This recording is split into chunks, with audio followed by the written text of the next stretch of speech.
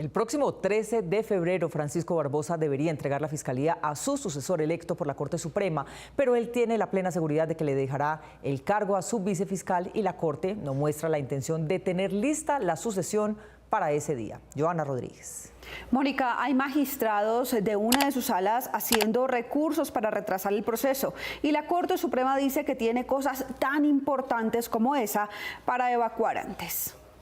La Corte Suprema de Justicia empieza a tener presiones para el nombramiento de la próxima fiscal general de la Nación. Unos piden que acelere la elección y otros hacen maniobras para demorarla. El primero que está tratando de que se demore, aunque diga lo contrario, es el fiscal Francisco Barbosa, quien termina su periodo en febrero y ha anunciado en varias oportunidades que su vicefiscal Marta Mancera es perfecta para reemplazarlo. No me les voy, me quedo acá. La primera vez que Barbosa lo hizo fue en Cali, en un evento de la Federación Nacional de Comerciantes Empresarios FENALCO. La segunda vez fue en Pereira, donde un día después fue asesinado el líder de la banda criminal La Cordillera, alias Bernie. Pero lo mejor que le puede pasar a Colombia es que una mujer como Marta Mancera quede al frente porque protegerá la institucionalidad. Y lo reafirmó el viernes en un medio de comunicación. Y la vicefiscal Mancera pues estará 15 días, un mes, 2 meses, lo que tenga que estar, pero la vicefiscal Mancera no se va a ir por la puerta de atrás de la Fiscalía General de la Nación. Para algunos expertos en derechos humanos sería un error que la Corte Suprema de Justicia no elija fiscal general antes de que Barbosa termine su periodo en febrero. Todos los crímenes graves y violaciones de derechos humanos que han creado la impunidad o que no han sufrido avances importantes durante la fiscalía de Francisco Barbosa tendrán el mismo tratamiento en la administración de Marta Mancera. La sala plena de la Corte se reúne cada 15 días para ese asunto, pero en los últimos encuentros, donde se esperaba que iniciara de fondo la discusión, ha respondido a peticiones que retrasan la elección, como la explicación que pidió Amparo Cerón, que fue excluida de la terna por el presidente Gustavo Petro, o la tutela que presentó el magistrado Gerardo Botero ante el Consejo de Estado. Es un poco insólito en el sentido de que cosas que se resuelven dentro de la propia corporación o que deben resolverse, porque quien tiene esa atribución es la Corte Suprema de Justicia. Esta semana, cuando el Pleno de la Corte se vuelve a reunir, se esperaría que se conozca el cronograma para escuchar en entrevista a las ternadas por el presidente Gustavo Petro, pero fuentes de la misma Corte dicen que no sería probable que suceda, porque hay otros temas por debatir antes, como una recusación al presidente Petro. Noticias 1 obtuvo documentos y un video que hacen parte de la investigación interna de la Fiscalía por el caso del presunto atentado al fiscal Barbosa, denunciado por él mismo. Víctor Ballestas. Mónica, de la investigación se desprende que el informante original de esa noticia es la fuente de otra fuente de un supuesto agente de la DEA, pero ninguno de estos tiene identificación ni código de protección, como es costumbre.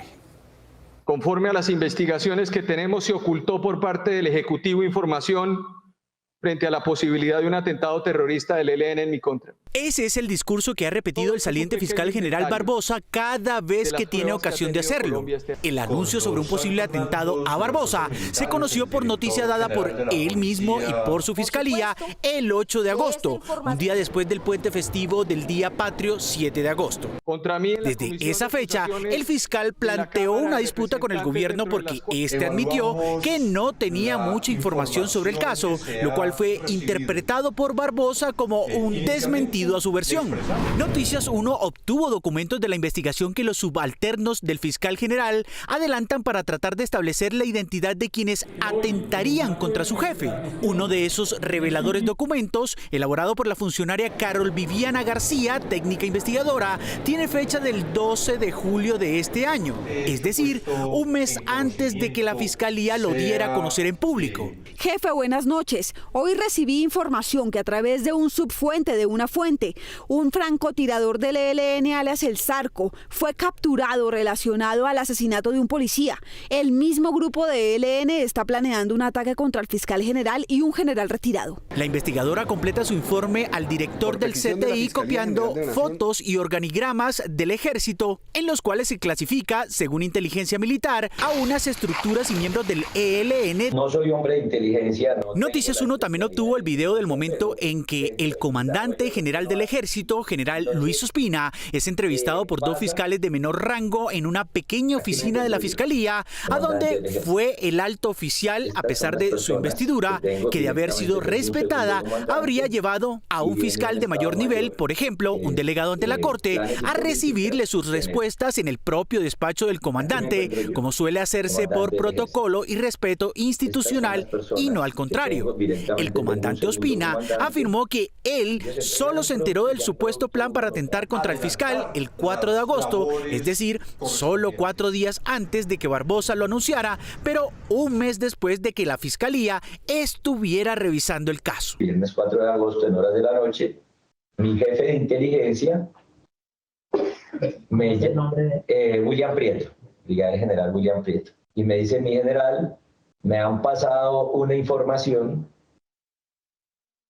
en donde refiere que puede haber un atentado en contra del señor fiscal general.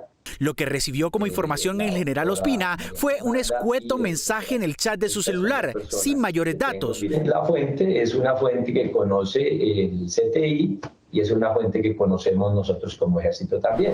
Noticias 1 se abstiene de publicar otras informaciones sensibles por tratarse de una investigación en curso. Para nosotros en este momento va en un D3. O sea, es una información de un 50% de credibilidad. La existencia del presunto atentado contra la vida del fiscal Barbosa fue prácticamente descartada por el Ministerio de Defensa, que después de una averiguación en los cuerpos de inteligencia no pudo confirmar esa versión.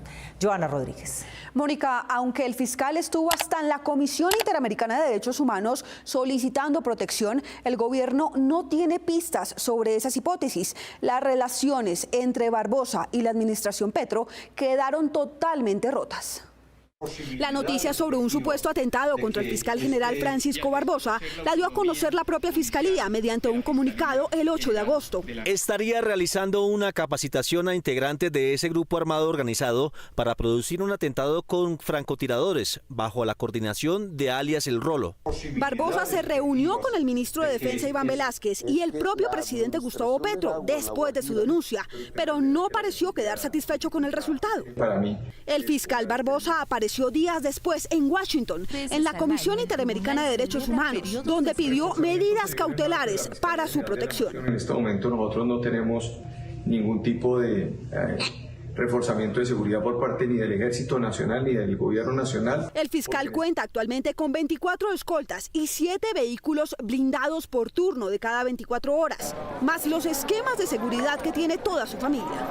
El 22 de agosto, el ministro de Defensa publicó un comunicado con los resultados de su propia investigación. Ni este ni ningún otro organismo de inteligencia tuvo conocimiento de las intenciones señaladas en el comunicado de prensa emitido por la Fiscalía General de la Nación. Él aseguró que en reuniones posteriores se había acordado mantener prudencia por motivos de la investigación. No son temas para discutir públicamente. El presidente Gustavo Petro también se pronunció.